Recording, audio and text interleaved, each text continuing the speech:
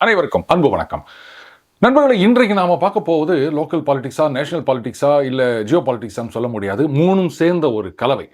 India, European union, அந்த free trade agreement, இதனுடைய international ramifications and உள்நாட்டில் என்ன மாதிரி இம்பாக்ட், அதை பற்றி தான் நம்ம இன்னைக்கு விவரமாக பார்க்க போகிறோம். இது ஒரு மாதிரி ஒத்துக்கிட்டு இருக்காங்க. But it will take time. நாளைக்கே அமலுக்கு விடாது. இங்கே ரேட்டிஃபை பண்ணணும். அது நடந்துடும். அதே மாதிரி யூரோப்பியன் யூனியனில் இருக்க அத்தனை உறுப்பு நாடுகளும் அவங்க ரேட்டிஃபை பண்ணணும்.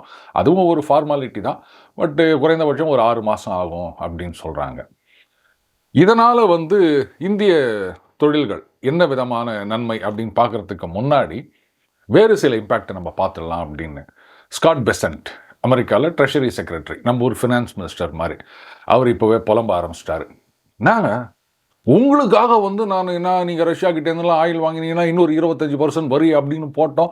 கட்சியில் நீங்கள் என்னடானா அவங்களோட போயிட்டு ஃப்ரீ ட்ரேட் அக்ரிமெண்ட்னு சைன் பண்ணிட்டு வந்துக்கிறீங்க. இதெல்லாம் நியாயமாக இருக்குதா அப்படின்னு நம்ம ஊரில் இந்த கொழையாடி சண்டைன்னு சொல்லுவாங்களே, அந்த மாதிரி புலம்பி இருக்காருங்க. சரி, யாரோடைய அக்ரிமெண்ட் போட்டு போகிறாங்க, உங்களுக்கு என்ன வந்தது அப்படின்னு கேட்கலாம். நீங்கள் ரஷ்யா கிட்டேருந்து வாங்காத அப்படின்னு மற்ற நாடுகளை சொல்லிவிட்டு அமெரிக்கா மட்டும் வாங்கினுக்குதே அப்படின்னும் கேட்கலாம். ஆனால் சிக்கல் என்னன்னா, உண்மையான பிரச்சனை இல்லையா, எங்ககிட்டேருந்து கோடி கோடியாக ஃபண்டிங்லாம் வாங்கிக்கினீங்க. இப்போ என்னடானா யூரோப்பியன் யூனியன் போய் அவங்க அக்ரிமெண்ட் போட்டு வந்துட்டாங்க. இந்த ஃபர்ஸ்ட் மூவர் அட்வான்டேஜ் அப்படின்னு சொல்லுவாங்க. ஸோ அவங்களுடைய ப்ராடக்ட்ஸுக்கு ஒரு மிகப்பெரிய மார்க்கெட்டை திறந்து விட்டாங்க. இதில் இந்த BMW அந்த மாதிரி கார்கள்லாம் இங்கே இறக்குமதி செய்வதற்கு வரியை பெருமளவில் குறைத்திருக்கின்றார்கள். அப்போ அமெரிக்காவில் இருக்க கார் கம்பெனிகளும் நாங்களும் பெருசாக இந்த ஹார்லி டேவிட்சன் பைக் ஞாபகம் இருக்கா, இதைத்தான் ட்ரம்ப் புஷ் பண்ணிக்கினே இருந்தார். எல்லாத்தையும் விட்டுவிட்டு நீங்கள் டீல் போடாமல் இப்படி பண்ணினுக்கிறீங்களா, அப்போ நாங்கள்லாம் என்ன பண்ணுறது, ஏற்கனவே வரி அப்படின்னு சொல்லிட்டு எங்கே விற்கிறதுன்னு தெரியாமல் முழிச்சுன்னுக்கிறோம். இங்கே வர பொருட்கள்லாம் வேறு விலை ஏறி நிற்குது. ஜனங்க வாங்குகிற சக்தியே குறைஞ்சி போயிடுச்சு. இந்த லட்சத்தில் இருக்கிற மார்க்கெட்டையும் வேற யாருக்கோ நீங்கள் தூக்கி கொடுத்துட்டு சும்மா உட்காந்து நிற்கிறீங்களே. அப்புறம் வடிவேலு மாதிரி தான் சொல்லுவாங்க போல இருக்குது, இத்தனை நேரம் ஒரு பைத்தியத்துக்கிட்ட தான் பேசிட்டு இருந்தனா அப்படின்னு. அந்த பரிதாபமான நிலைமை ட்ரம்ப்புக்கு வந்துடக்கூடாது அப்படின்னு நினைக்கிறேன். ஸோ அந்த ப்ரெஷர் இதுதான் முக்கியமான ஃபேக்டர். போதாக்குறைக்கு அமெரிக்காவில் இப்போ மறுபடியும் அந்த ஷட் டவுன் விளையாட்டு வரப்போகுதுங்க 31ஆம் தேதியிலேருந்து அப்படின்னு சொல்கிறாங்க. லாஸ்ட் இயர் பார்த்தோம் இல்லையா, அதாவது இந்த முக்கியமான இன்றியமையாத அத்தியாவசியமான துறைகள் தவிர மற்றதெல்லாம் சம்பளம் இல்லைங்க. ஒன்றா நீங்கள் வேலை செய்யுங்க, ஆனால் சம்பளம் அதெல்லாம் கிடையாது, அதனால் இழுத்து மூடுங்க அப்படின்னு. இது ரொம்ப ரேராக நடந்துட்டு இருந்த விஷயம் இப்போது ரெகுலராக நடக்க ஆரம்பிச்சிருச்சு. ட்ரம்ப்புடைய டேம் முழுக்க வருஷா வருஷம் இது நடக்கும் அப்படின்ற மாதிரி ஆகிப்போச்சு. 2 பேரும் விட்டு கொடுக்கறதா இல்லை. அஃப்கோர்ஸ் டெமோக்ராட்ஸ் தரப்பில் என்ன சொல்கிறாங்க, என்னங்க இது வரைக்கும் ஷட் டவுன் அப்படின்னும் போது பிரசிடென்ட் கொஞ்சம் இறங்கி வருவாங்க. அப்படி பேசி இது யாராக இருந்தாலும், ரிப்பப்ளிக்கனாக இருந்தாலும் டெமோக்ராட்டிக் பிரசிடெண்ட்டாக இருந்தாலும் இப்படித்தான் நடந்துட்டு இருந்தது. ஆனால் இப்போ இவர் அதெல்லாம் முடியாது, நான் சொல்கிறது தான், இதெல்லாம் நீ ஒத்துக்கினா வா, இல்லாட்டா ஒன்றும் பண்ண மாட்டேன், இழுத்து மூடு அப்படின்னு சொல்லி நிற்கிறாரு. இதெல்லாம் நியாயமானு கேட்குறாங்க. அவங்க கேட்குறதும் சரியாக தான் தோணுது. இப்போது இந்த ஷட் டவுன்னால் இன்னொரு பிரச்சனை என்னென்னா, இந்த ஸ்டாட்டிஸ்டிக்ஸ் இதுதான் ரொம்ப ரொம்ப முக்கியம். அந்த ஃபெடரல் இன்ட்ரெஸ்ட் ரேட்டை ஏற்றுறதா இறக்கிறதா, இல்லை எந்த ஒரு டிசிஷனாக இருந்தாலும் வேலை வாய்ப்பு ஏறி இருக்குதா, இல்லை எல்லாரையும் வேலையை விட்டு தள்ளினுக்கிறாங்களா, இந்த மாதிரி விஷயங்களெல்லாம் அக்யூரேட்டாக உங்களுக்கு கிடைக்காது. அதனால் ஃபெடரல் ரிசர்வ் டிசிஷன் எடுக்கிறது அப்படின்றது திண்டாட்டம் ஆயிரும். இப்போ மட்டும் என்ன பண்ணிட்டு இருக்காங்க அப்படின்னு கேட்குறீங்களா, ஃபெடரல் ரிசர்வ் சேர்மனையே மிரட்டினுக்கிறாரு ட்ரம்ப். இந்த மாதிரிலாம் அங்கே நடந்துட்டுருக்கு.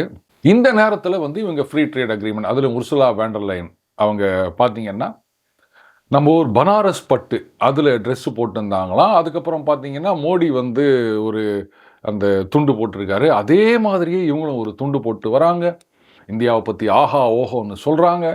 இதெல்லாம் அமெரிக்காவில் இருக்கவங்களுக்கு ஒரு பக்கம் வைத்தறிச்சலை கலப்போம், இன்னொரு பக்கம் பொறாமையை கலப்போம், இன்னொரு பக்கம் ட்ரம்ப் மேலே கோவத்தை கலப்போம். இதுதான் இன்டர்நேஷனல் ராமிஃபிகேஷன்ஸ் அப்படின்னு சொன்னது. சரி, இந்த ட்ரேட் டீல்னால என்ன அப்படின்னா, முதல்ல பார்த்தோம் இந்த கார்களுக்கெல்லாம் இறக்குமதி வரி குறைய போகின்றது அப்படின்னு. ஸோ அங்கே இருக்கின்றது மிகப்பெரிய கார்கள் டைரெக்டாக நம்ம இம்போர்ட் பண்ணிக்கலாம். சார் இதெல்லாம் நியாயமா அப்படின்னா, சில நேரங்களில் அந்த கிவ் அண்ட் டேக் அப்படின்றது இப்படி தாங்க ஒர்க் அவுட் ஆகும். அந்த மாதிரி காரெல்லாம் எத்தனை பேர் வாங்க போகிறாங்க? இங்கெல்லாம் பார்த்தீங்கன்னா இந்த 4 லட்சம் 5 லட்சத்துக்குள்ளே ஏதாவது இருக்குதா அப்படின்னு யோசிச்சுட்டு இருக்கவங்க லட்சக்கணக்கில் இருக்காங்க. அஃப்கோர்ஸ் இந்த 40 லட்சம் 50 லட்சம் 80 லட்சம் காரெல்லாமும் இங்கே வாங்குறாங்க. எத்தனை பேர் வாங்குவாங்க சொல்லுங்கள்? மிஞ்சி மிஞ்சி போனால் இந்தியாவில் இருக்க ஒரு 140 கோடி பேரில் வந்து 1 லட்சம் பேர் இந்த காரை வாங்குவாங்களா? அதுவும் ஒரே நாளில் வாங்க போகிறது கிடையாது. சரி, வாங்கிட்டு போட்டோம். பட் அதனுடைய எஃபெக்ட் நமக்கு என்ன கிடைக்குதுன்னா, நம்முடைய அந்த டெக்ஸ்டைல்ஸ் அதுக்கு வந்து அந்த ஃப்ரீ ட்ரேட் ஜோன் ஆக்சஸ் கிடைக்குது இல்லையா? அதுதான் முக்கியமாக பார்க்கணும். 1 லட்சம் பேர் கார் வாங்கிட்டு போட்டோம். ஆனால் பல லட்சம் பேர் வந்து இங்கே இதை நம்பி தொழிற்சாலைகளில் வேலை பார்த்து கொண்டிருக்கின்றார்கள். இதில் வந்து ஏராளமான ஃபாரின் எக்ஸ்சேஞ்ச் நமக்கு வருது. அதனால் வேலைவாய்ப்பு ப்ளஸ் ஃபாரின் எக்ஸ்சேஞ்ச், அதுக்காக ஒரு இடத்துல விட்டு கொடுக்கறது ஒரு பெரிய விஷயம் கிடையாது. இன்னொரு அதிசயம், இந்த ஃப்ரீ ட்ரேட் அக்ரிமெண்ட் கூடவே டிஃபென்ஸ் கோஆப்ரேஷன் அப்படின்னு சொல்லியிருக்காங்க. இதுவும் நிச்சயமாக அமெரிக்காவில் பல பேருக்கு வந்து வயிற்றில் புளியை கரைச்சிருக்கும். ஏற்கனவே வந்து ரஷ்யாவுடைய டிஃபென்ஸ் கோஆப்ரேஷன் அப்படின்னு சொல்லிட்டு பிரம்மோஸ் இன்னைக்கு உலகத்தில் பல நாடுகள் வந்து எங்களுக்கு அப்படின்னு கேட்டுனுக்கிறாங்க. அண்ட் அதனுடைய கேப்பபிலிட்டி என்ன அப்படின்றத இன்னைக்கு உலகமே தெரிந்து வைத்திருக்கின்றது. இதில் யூரோப்பியன் யூனியனோட வேற சேர்ந்து இவங்க பாட்டுக்கு ஆரம்பிச்சிட்டாங்கன்னா அப்புறம் டோட்டலாக அமெரிக்காவுடைய மிலிட்ரி இண்டஸ்ட்ரியல் காம்ப்ளெக்ஸ் அதுக்கே வந்து ஒரு சவாலாக வந்துடுவாங்க போல இதை.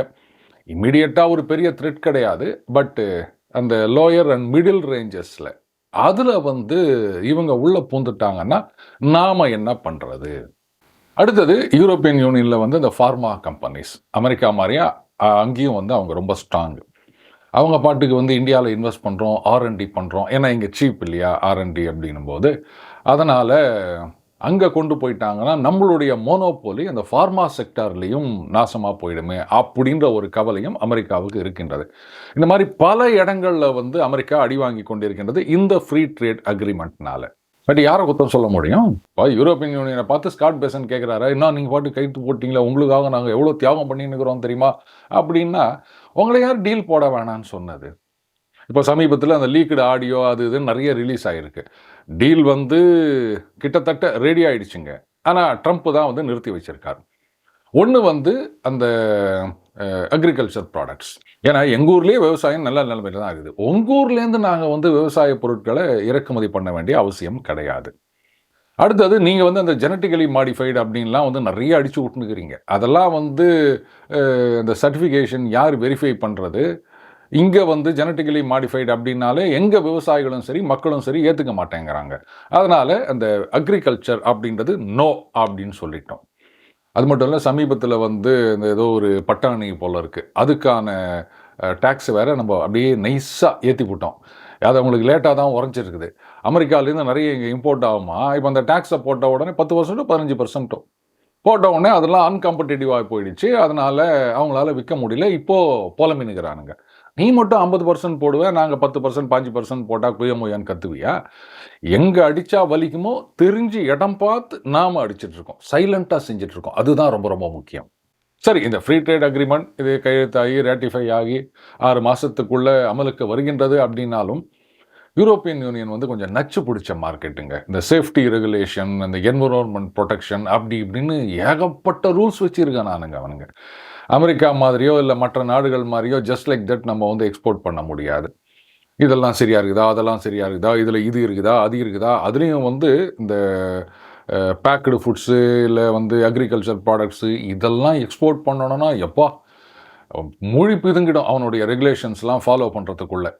பட் டெக்ஸ்டைல்ஸில் வந்து அந்த அளவுக்கு இருக்காது அப்படின்னு எதிர்பார்க்கலாம். இங்கே வந்து இதுதான் சரியான சந்தர்ப்பம்.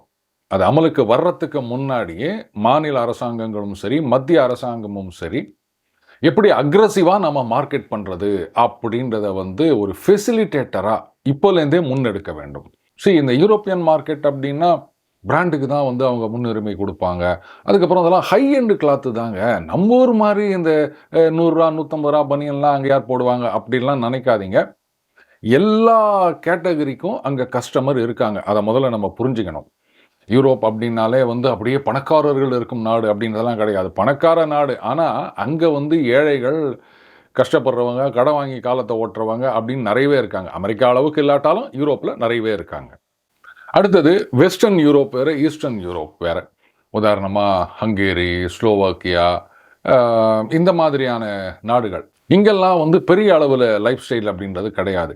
ஸோ அந்த மாதிரி மார்க்கெட்டெல்லாம் அந்த ஃப்ரீ ட்ரேட் அக்ரிமெண்ட் வந்துருச்சுன்னு சொன்னால் அதை வந்து ரொம்ப அக்ரெசிவாக எக்ஸ்ப்ளோர் பண்ணணும். அதுக்கு தான் நான் சொன்னேன், இப்போலேருந்தே ஃபெசிலிட்டேட் பண்ணி அங்கே யாரெல்லாம் இம்போர்ட்டர்ஸ் அவங்களெல்லாம் வந்து இங்கே இருக்கவங்களோட லிங்க் பண்ணி இப்போலேருந்தே பேச்சுவார்த்தை ஆரம்பிங்கப்பா. அது 6 மாதம் ஆகும்போது எல்லாம் ரெடியாக இருக்கும், டக்குன்னு ஆர்டரை போட்டு தட்டி தூக்கிடலாம் அப்படின்னு. முக்கியமாக இந்த சைனீஸ் ப்ராடக்ட்ஸ் அதுக்கு வந்து ஒரு டஃப் காம்படிஷன் கொடுக்கணும். இன்னொன்று, நம்ம மேனுஃபேக்சரர்ஸும் சரி, புதுசாக ஒரு மார்க்கெட் வந்ததுன்னு எல்லாம் வெள்ளக்காரங்க தானே, நிறைய காசு வச்சுருப்பாங்க அப்படின்னு ஒரேடியாக வந்து ப்ராஃபிட் மார்ஜினை ஏற்றாமல் கட் த்ரோட் ப்ரைஸிங்னு சொல்லுவாங்க, ப்ரெடேட்டரி ப்ரைஸிங் அப்படின்னு. முதல்ல மார்க்கெட்டை பிடிக்கணும். ஏற்கனவே இருக்கிற அந்த சைனீஸ் மார்க்கெட்டை வந்து அதிரடியாக கலாய்ச்சி நாம் உள்ளே நுழையணும் அப்படின்னா அந்த ப்ரைஸ் தான் ஒரே ஒரு அட்வான்டேஜாக இருக்க முடியும். ஸோ அந்த மாதிரி ப்ரைஸிங்கில் நம்ம கொண்டு போயிட்டு ப்ராஃபிட் மார்ஜினை கொஞ்சம் குறைச்சிக்கலாம், தப்பு கிடையாது. மார்க்கெட்டை பிடிக்கணும். ஏன்னா குவாலிட்டி அப்படின்னு வரும்போது சைனீஸ் ப்ராடக்டை விட நம்மளுடைய குவாலிட்டி நல்லாவே இருக்கும் அப்படின்றது எல்லாருக்குமே தெரியும். ஸோ கிவன் அ சான்ஸ் நம்மளால் வந்து சைனீஸ் மார்க்கெட்டை தூக்கி தள்ளிட்டு அதை கேப்சர் பண்ண முடியுன்றதில் சந்தேகமே கிடையாது. அதே சமயத்தில் இங்கே வந்து அந்த காஸ்ட் கட்டிங் அப்படின்றதையும் வந்து சுகராக பார்க்கணும். இங்கே இந்த சைனீஸ் ஹோல்சேலர்ஸ் அதிலெல்லாம் போய் பார்த்தீங்கன்னா ஆச்சரியமாக இருக்குது, இந்த மாதிரி விலைகள்லாம் கொடுக்க முடியுமா அப்படின்னு. இந்த டிஷர்ட்லாம் இருக்குது பாருங்கள், இதெல்லாம் வந்து 30 ரூபா 40 ரூபான்றாங்க. என்னையா சொல்கிற அப்படின்னா, 1000 ஆர்டர் பண்ணிங்கன்னா 30 ரூபாய்க்கு தரோம் அப்படின்றாங்க. தைய கூலி கூட வராத, நீங்கள் எப்பட்றா இதெல்லாம் நீங்கள் எக்ஸ்போர்ட் பண்ணுவீங்க அப்படின்னா, அது அப்படித்தான். அங்கே வந்து கவர்மெண்ட் சப்சிடி இருக்குது, இன்னும் நிறைய விஷயங்கள் இருக்குது. இப்போ வந்து அந்த டாரிஃப் அப்படின்னு போட்டு பின்னி பெடல் எடுக்கிறதுனால குவிஞ்சு கிடக்குது ஸ்டாக் வேறு. அதனால் வந்து இந்த டம்பிங்னு சொல்லுவாங்க, below market price, below production cost அவங்க விற்றுட்ருக்காங்க. ஸோ இதெல்லாம் நமக்கு வந்து ஒரு பெரிய பேரியராக இருக்கும். ஸோ அதையெல்லாம் வந்து நம்ம தாண்ட வேண்டும் அப்படின்னு சொன்னால், அதுக்கு தான் நான் சொன்னேன், அரசாங்கங்கள், மாநில அரசாங்கமும் சரி, மத்திய அரசாங்கமும் சரி, ஒரு ஃபெசிலிட்டேட்டராக இருக்கணும். இதுக்காக வழக்கம் போல் ஒரு ஐஏஎஸ் ஆஃபீஸரை போட்டு ரைட்டு நீங்கள் என்ன தயாரிக்கிறீங்க, அவங்க பேப்பரை கொடுத்துட்டு போங்க, அது செக்ஷன் ஆஃபீஸரை கொடுங்க, அவர் பார்ப்பார். இதெல்லாம் வேலைக்கு ஆகாது. இன்றைக்கி பல அரசு அலுவலகங்களில் இப்படித்தான் இருக்குது நிலைமை. நீங்கள் வந்து எக்ஸ்போர்ட்டை இன்க்ரீஸ் பண்ணணும், லேட்டஸ்ட்டு இந்த மீன் வளத்துறை இதில் வந்து நீங்கள் மீன் ஏற்றுமதியை அதிகரிக்க வேண்டும் அப்படின்னு சொன்னால், ஐயோ சொல்லிட்டாங்களே, இது நம்ம கடையாக இருக்குதுன்னு வச்சுக்கோங்களேன், நம்ம அப்பா சொல்லாருன்னு வச்சுக்கோங்களேன், என்ன தம்பி வியாபாரமே இல்லை, அதனால் வந்து இதை எப்படியாவது இன்க்ரீஸ் பண்ணணும் அப்படின்னு சொன்னார்னா நமக்கு ஒரு இன்ட்ரெஸ்ட் இருக்குது, எப்படி இதை பண்ணுறது அப்படின்னு கஷ்டப்பட்டு எதையாவது நம்ம சாதிப்போம். ஆனால் கவர்மெண்ட்டில் அதுவும் அவங்களாம் பெரிய படிப்பு படித்த அதிகாரிகள் இல்லையா, அவங்களாம் என்ன பண்ணாங்க, அப்படியா அதுக்கு வந்து ஒரு கமிட்டின்னு வாங்க, அதுக்கப்புறம் வந்து அந்த டவுன் த லைன் அந்த பேப்பர் புஷிங்கு இப்படியே போயிட்டுருக்குமே தவிர, சொல்லப்போனால் இதுக்கு வந்து நாங்கள் இதெல்லாம் ஆராய்ச்சி பண்ணுறோம், இல்லை வெளிநாடுகளுக்கு போய் இதெல்லாம் கண்டுபிடிச்சிட்டு வரோம் அப்படின்னு செலவு கூட ஆகும் பல நேரங்களில். ப்ராக்டிக்கலாக அங்கே வந்து ஏற்றுமதி பெருசாக ஒன்றும் வராது. அந்த மாதிரி ஆட்களெல்லாம் போடாமல் ஒன்று சொல்லுவாங்களே, என்னது வெட்டிக்கிட்டு வானா கட்டிக்கிட்டு வந்தாங்க அப்படின்னு சொல்லிட்டு. ஆமாம், அந்த மாதிரி ஆட்களை போடணும், காரியத்தை கச்சிதமாக செஞ்சு முடியணும்.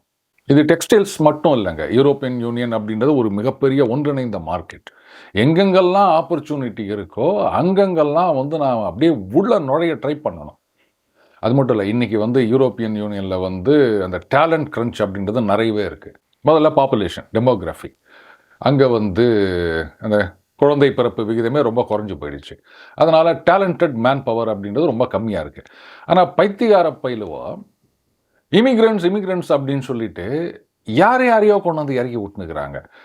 நம்ம ஏற்கனவே பார்த்துருக்கோம்னு நினைக்கிறேன். லேட்டஸ்ட்டு இப்போது உங்கள் கம்பெனியில் வந்து உங்களுக்கு 2 எலக்ட்ரிக்கல் இன்ஜினியர் வேணும் அப்படின்னு சொன்னால், அப்போது அந்த குவாலிஃபிகேஷன் இருக்கவங்களை எடுத்திங்கன்னா பரவாயில்ல. இல்லை நாம் வந்து எல்லாருக்கும் வாய்ப்பு கொடுக்கணும் அப்படின்னு சொல்லிட்டு 2 கிளர்க்கை கொண்டு போய் நீங்கள் ஆஃபீஸில் கொண்டு போய் உட்கார வச்சிங்கன்னா இவங்களுக்கும் தண்ட சம்பளம், அந்த வேலையும் நடக்காது. அந்த மாதிரி தான் வந்து இல்லீகல் இமிக்ரேஷனை அவங்க சப்போர்ட் பண்ணின்னுக்கிறாங்க. பட் ஸ்டில் அந்த மேன் பவர் ஷார்ட்டேஜ்ன்றது அப்படியே இருக்குது. அதை நம்ம யூட்டிலைஸ் பண்ணிக்கணும். ஆனால் இதில் இன்னொரு முக்கியமான அம்சம், இந்த காரு இறக்குமதிக்கு வந்து வரியை குறைக்கிறோம் இல்லையா, அதே சமயத்தில் இந்த எலக்ட்ரிக் வெஹிக்கிள்ஸ் இருக்கு இல்லையா, அதுக்கான வரியை வந்து இப்போ குறைக்க போகிறதில்ல. இந்த ஒப்பந்தம் அமலுக்கு வந்து 5 வருஷங்கள் வரைக்கும் அந்த ஹையர் டாரிஃப்ன்றது அப்படியே தான் இருக்கும். எதுக்காகன்னா, உள்ளூரில் இந்த பேட்டரி கார்லாம் தயாரிக்கிறாங்க பாருங்கள், அவங்கள ப்ரொடெக்ட் பண்ணணும் அப்படின்றதுக்காக. ஸோ அவங்களும் வந்து 5 வருஷ காலத்தில் எப்போ ஃபாரின்லேருந்து எல்லாம் வந்து இறங்க ஆரம்பிச்சிடும். அதுக்குள்ளே நாம் வந்து R&D அதிலெல்லாம் இன்வெஸ்ட் பண்ணி பெரிய அளவில் நிற்கணும் அப்படின்றதுக்கு இப்போவே தயாராக வேண்டும். கடைசி நேரத்தில் வந்துட்டு இல்லைங்க நீங்கள் இன்னும் ஒரு 5 வருஷம் தள்ளி வைங்க அப்படின்லாம் புலம்பிட்டாங்கன்னா வேலைக்கு ஆகாது. ரைட். இந்த India European union free trade agreement இதனுடைய இன்னொரு சைடு வந்து சமீபத்தில் கனடா பிரைம் மினிஸ்டர் அவர் சைனாவுக்கு போயிருந்தாருங்க. அங்கே போயிட்டு அவர் என்ன பண்ணிக்கிறாரு, நிறைய ஒப்பந்தங்கள்லாம் போட்டுக்கிறாரு, நிறைய விஷயங்களுக்கு டாரிஃப் எல்லாம் குறைச்சிருக்காரு. முக்கியமாக சைனாலேருந்து அந்த கார் கனடாவுக்கு எக்ஸ்போர்ட் பண்ணாங்கன்னா 100% வரி போட்டுருந்தாங்க. இப்போ அந்த 100 வந்து 6.1 6ன்னு வச்சுக்கோங்களேன், 6% ஆயிடுச்சு. அந்த காலத்தில் ஒரு பாட்டு சொல்லுவாங்க, 6 100 ஆக்குவாங்கன்னு. இவர் 100 வந்து 6 ஆக்கி போட்டார். அதே மாதிரி நிறைய ஒப்பந்தங்கள்லாம் போட்டுக்கிறாங்க. உடனே ட்ரம்ப் சொல்லிட்டாரு, இந்த வருங்க நீங்கள் என்ன வந்து சைனாவோட போயிட்டு ஒப்பந்தம் போட்டுக்கிறீங்க, சைனா அவங்கள முழுங்கிருவான் அப்படின்னு. அவர் சொல்கிறது தப்பே கிடையாது. சீனா வந்து கனடாவை முழுங்கிரும். ஆனால் இந்த யூரோப்பியன் யூனியன் ஆகட்டும் இல்லை கனடாவாகட்டும் மரமண்டைகளாக இருக்காங்க. அவங்களுடைய கணக்கு என்னென்னா, சரி ட்ரம்ப் என்ன மிஞ்சி போனால் இன்னும் ஒரு 2.5 வருஷம் இருப்பாரா, அதுக்கப்புறம் வரவங்க இந்த மாதிரிலாம் இருக்க மாட்டாங்க. ஸோ அது வரைக்கும் நீ மெர்சல் காமிக்கிறியா, சீனாவை கண்டெயின் பண்ணணும் அப்படின்றதுக்காகத்தானே நீ இந்த மாதிரிலாம் மெர்சல் காமிக்கிற. சரி, அப்போ நான் என்ன பண்ணோம், அதே சீனாவோட சேர்ந்து உனக்கு மெர்சல் காமிக்கிறோம் பாரு அப்படின்னு சொல்லிட்டு கொல்லிக்கட்டையை எடுத்து தலையை சுரிஞ்சிக்கிறாங்க இந்த மரமண்டைகள்லாம். சீனா வந்து முழுங்கி ஏப்பம் விட்டுரும் அப்படின்னு ட்ரம்ப் சொன்னது தப்பே கிடையாது. நம்ம அடுத்த பதிவில் பார்க்க போகிறோம். ஆப்பிரிக்காவில் இருக்க நாடுகள், மற்ற நாடுகளெல்லாம் வந்து அந்த பிரிட்ஜ் அண்ட் ரோடு இனிஷியேட்டிவ் அப்படின்னு சொல்லிட்டு எப்படி சீனா அந்த கடன் வலையில், கடன் சுழல்னு கூட சொல்லலாம், அந்த புதை மணலில் சிக்க வச்சு அந்த நாடுகளையே நாசம் பண்ணிட்டு இருக்கு அப்படின்றத நம்ம விலாவாரியாக பார்க்க போகிறோம். இப்போ அடுத்தது கனடா பிரைம் மினிஸ்டர் இந்தியா வரப்போகிறாரு. அதுக்கப்புறம் அந்த நியூக்ளியர் அக்ரிமெண்ட் ஒன்று போட போகிறோம். அதுவும் வந்து 10,000 கோடிகளுக்கான ஒப்பந்தம். அதுக்கப்புறம் நமக்கிடையில் அந்த ட்ரேட் அப்படின்றத வந்து இன்க்ரீஸ் பண்ணணும். இந்த யூரோப்பியன் யூனியனுடைய ஃப்ரீ ட்ரேட் அக்ரிமெண்ட் அப்படின்னா இது வந்து ஏற்றுமதிக்கு வரியை குறைப்பது மட்டும் இல்லை, அந்த இருதரப்பு வாணிபம் அப்படின்றத வந்து இன்க்ரீஸ் பண்ணணும் அப்படின்றது தான் வந்து முக்கியமான நோக்கம். இப்போ வாணிபம் இன்க்ரீஸ் ஆகுது அப்படின்னு சொன்னால் 2 தரப்புலையும் எம்ப்ளாய்மெண்ட் இன்க்ரீஸ் ஆகும். குறிப்பாக இந்தியா மாதிரி நாடுகளில் வந்து இன்னும் அது பெரிய அளவில் இன்க்ரீஸ் ஆகும். இதில் வந்து கனடா சீனா இந்த மாதிரி வரி குறைப்பு அப்படின்ன உடனே ட்ரம்ப் இன்னொரு மிரட்டல் சொன்னார். பாருங்க, இந்த மாதிரிலாம் பண்ணிட்டு இருந்தீங்கன்னா அதுக்கப்புறம் இன்னொரு 100% வரி போடுவேன் அப்படின்னாரு. ஆக்சுவலாக இது மிரட்டல் மட்டும் இல்லை, ஏற்கனவே கனடாவுக்கும் அமெரிக்காவுக்கும் வந்து ஒரு ஒப்பந்தம் இருக்கின்றது. அதில் ஒரு ஷரத்து என்னென்னா, ஏதோ நான் மார்க்கெட் கண்ட்ரீஸ்னு ஏதோ ஒன்று சொல்கிறாங்க. சைனா அது மாதிரி தான், அவங்க மார்க்கெட் ஆக்சஸ் அவ்வளோ சுலபத்தில் கிடைக்காது, எல்லாம் ரெஸ்ட்ரிக்டட் மார்க்கெட்டு. ஸோ அந்த மாதிரி நாடுகளோட நீங்கள் இது மாதிரி ஒப்பந்தம் போட்டிங்கன்னா அது மாதிரி டாரிஃப் அப்படின்னு ஒரு ஷரத்து இருக்குது போல இருக்கு. அதுக்கு தான் கனடா பிரைம் மினிஸ்டர் சொல்லிட்டாரு, நாங்கள் ஃப்ரீ ட்ரேட் அக்ரிமெண்ட்லாம் போடல, ஏதோ சில ஐட்டத்துக்கு வரியை குறைச்சிருக்கோம், ஸோ நீங்கள் சொல்கிற ஷரத்து இதுக்கு செல்லாது அப்படின்ட்டாரு. இந்தியா வந்து இந்த மாதிரி முதல்ல யூகேவோட நம்ம ஃபைனலைஸ் பண்ணோம். இப்போ யூரோப்பியன் யூனியன், அடுத்தது கனடா பிரைம் மினிஸ்டர் வரப்போகிறாரு. இப்படி வந்து ஒப்பந்தங்களாக போட்டுட்ருக்கோம். நம்மளுடைய மார்க்கெட்ஸ் அதை வந்து டைவர்சிஃபை பண்ணுறோம், ஒரே நாட்டை டிபெண்ட் பண்ணி இருக்கக்கூடாது அப்படின்னு. ஆனால் அமெரிக்கா இப்போ சவுத் கொரியாவை மிரட்டியிருக்காங்க. என்ன நினச்சிருக்கிறீங்க, ஒப்பந்தம் போட்டிங்க, உங்கள் நாட்டு பார்லிமெண்ட்டில் அதை ரேட்டிஃபை பண்ண மாட்டிங்களா, இது நல்லா இல்லை, நாங்கள்லாம் எவ்வளோ பண்ணிக்கிறோம், நீங்கள் என்ன இது மாதிரி பண்ணிட்டுருக்கீங்க, இனிமே பாரு இந்த 15% அப்படின்றது 25% சம்திங் நான் வந்து டாரிஃபை இன்க்ரீஸ் பண்ணுறேன் பாரு அப்படின்னு மிரட்டிக்கிறாரு. பார்லிமெண்ட்டில் ரேட்டிஃபை பண்ணுற டிலே ஆகுதே தவிர அவங்க வந்து ரேட்டிஃபை பண்ண மாட்டோம்னு சொல்லலை. நீங்கள் மட்டும் என்ன அந்த யூரோப்பியன் யூனியனோட ஃப்ரீ ட்ரேட் அக்ரிமெண்ட் அப்படின்னு சொன்னீங்களா, ஏன்னா அவங்க கழுத்து போட்டாங்களா இல்லை நீங்கள் கழுத்து போட்டிங்களா? அதையும் மீறி 8 நாட்டுக்கு வந்து 10% அப்படிங்க, அவங்க உடனே என்ன பண்ணாங்க, நாங்கள் வந்து இதை கழுத்து போட மாட்டோம், நாங்கள் இவ்வளோ கூத்தெல்லாம் ஓடினுக்குது இல்லை. அப்புறம் மற்ற நாடுகள், அதுவும் இந்த ஃப்ரெண்ட்லி கண்ட்ரீஸ்னால் எப்படி பார்க்கணுன்னா, ஐயா நீங்கள் என்ன சொன்னாலும் சரிங்க ஐயா அப்படின்னு கை கட்டிக்கின்னு பின்னாடி போயிட்டு இருந்தாங்க இல்லையா, அந்த கண்ட்ரீஸ். ஸோ அமெரிக்காவை பொறுத்த வரைக்கும் இவங்களுக்கெல்லாம் முதுகெலும்பு கிடையாது, அதனால் எவ்வளோதான் குனியை வச்சு குட்டுன்னு குட்டினாலும் இவங்க தாங்கிட்டு இருப்பாங்க அப்படின்னு முடிவுக்கு வந்துட்டாங்க. அதனால தான் வந்து யார் யாரெல்லாம் அலைஸ் அப்படின்னு இருக்காங்களோ அவங்க தலையில் தான் ஏறி உக்காந்துன்னு ஒரு குதிரை ஓட்டினுக்கிறாருங்க. பட் அமெரிக்கா இந்த மாதிரி பண்ணுவது அப்படின்றது this is not the first time. Republican party, grand old party அப்படின்னு சொல்லுவாங்க, இந்த டாரிஃப் போடுறது, மற்ற நாடுகளோட வந்து இந்த வரியை வச்சு சண்டை போடுறது, அதன் மூலமாக நமக்கு நாமே ஆப்பு தேடிக்கொள்வது அப்படின்றது அமெரிக்காவுக்கு இது புதுசு இல்லை. ஏற்கனவே 1860s 1860களில் அன்றைக்கு இருந்த பிரிட்டிஷ் நார்த் அமெரிக்கன் டெரிட்டரி, அங்கே இந்த மாதிரி தான் பண்ணி பர்மனண்ட்டாக ஒரு பெரிய ஆப்பை தேடிக்கொண்டார்கள் அமெரிக்கா. சும்மா இருந்திருந்தாலே இன்றைக்கு வந்து அந்த அமெரிக்கான்றது அந்த நார்த் அமெரிக்கன் கான்டினென்ட் முழுக்க வந்திருக்கும். ஆனால் நான் வரிய போடுறேன் பாரு அப்படின்னு பெயிண்ட் பக்கெட் எடுத்துக்கின்னு இன்னைக்கு ட்ரம்ப்புக்கு மூதாதையர் ஒருத்தர் இருந்திருக்கார் போல இருக்கு, தேர்டோ ஸ்டீவன்சன் அப்படின்னு. அவர் பண்ண கூத்து தான் பர்மனண்ட்டாக ஒரு ஆப்பை சுருக்கி கொண்டார்கள். அதை பற்றி இன்னொரு பதிவில் நம்ம விரிவாக பார்க்கலாம். ஆல் சடன் டன் இந்தியாவை பொறுத்த வரைக்கும் ரொம்ப நிறுத்தி நிதானமாக நாம் செயல்பட்டு கொண்டிருக்கின்றோம். உதார் விடுறது அப்படின்றது கிடையாது. சில பேர் எதிர்பார்க்கலாம், என்ன சார் அமெரிக்கா அவ்வளோ பண்ணினுக்கிறாங்க, நம்ம எதுவுமே பதில் சொல்லலை அப்படின்னு. தேவையே இல்லை. அந்த தெருவில் குடிச்சிட்டு ஒருத்தன் உளறிட்டு இருக்கான் அப்படின்னு சொன்னால் அவனுக்கும் நம்ம அவனை மாதிரியே உளறிக்கின்னு கத்திக்கின்னு பதில் சொல்ல வேண்டிய அவசியம் கிடையாது. என்ன செய்யணுமோ அதை மட்டும்தான் செய்யணும். அதை மத்திய அரசாங்கம் செம்மையாக செய்து கொண்டிருக்கின்றது. மீண்டும் அடுத்த பதில் சந்திப்போம். வணக்கம்.